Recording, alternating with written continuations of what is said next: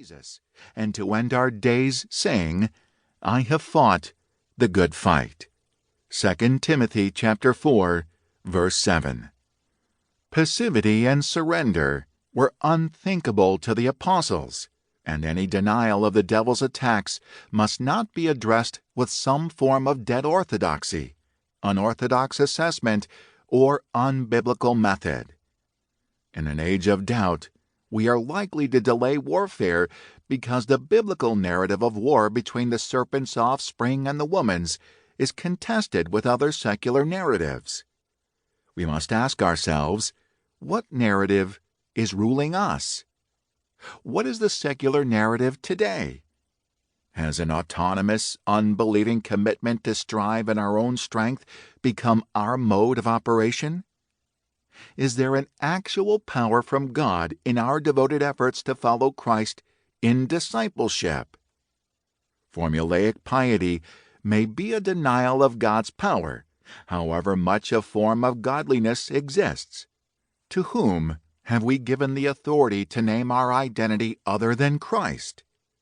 Have we surrendered to the control of another, a condemning thought, or a cultural assumption that is out of alignment with God's truth? What if we encounter what appears to be manifestations of the demonic in people? When I was a young man and an evangelist on college campuses, 3 Christians whom I discipled called in a panic. A Christian friend of theirs was on all fours, growling like an animal, so they wanted my help immediately. When I came into the dorm room, I sensed this was not a mere psychological disorder, however fallen the young man's thoughts or emotions may have been. Since I had never encountered this, I was a bit frightened. We prayed over him in the name of Jesus for some time and resisted the devil until the young man relaxed, rested on the ground, and recovered.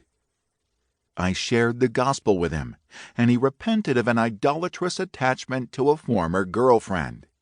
He trusted Christ, and he said he felt like a ton of bricks had been lifted from his shoulders. He has lived a stable Christian life ever since. One night I was invited to preach at a large meeting for a prominent Christian campus ministry at Illinois State University near our church. After I delivered the message, the students sang 2 or 3 responsive songs of worship. During the singing, a student came to me because another student by him was shaking and bent over in an unusual manner.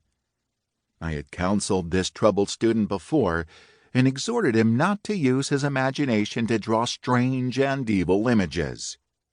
We prayed over the young man and resisted the devil, and this student finally went limp. He felt a huge weight, which seemed physically heavy, lifted from him. He repented and was fruitful in evangelism the next week. This book offers practical advice for such power encounters. Life is always a battle, but there are particular seasons or ages that are opportune times for Satan to strike, times when the Christian, like Christ, is vulnerable. Luke chapter 4, verse 13. These are kairotic moments, a transliteral phrase I will employ throughout this book. Kairos is an ancient Greek word meaning the right or opportune moment, the supreme moment. The ancient Greeks had 2 words for time, chronos and kairos. While the former refers to chronological or sequential time, the latter signifies a time lapse, a moment of indeterminate time in which everything happens.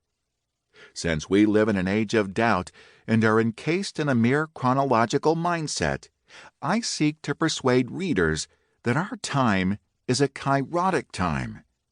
It is an opportune time when significant spiritual warfare is taking place. Our age of doubt is opportune for the devil to battle against us because we are unaware and less awake. In times of awakening, however, spiritual warfare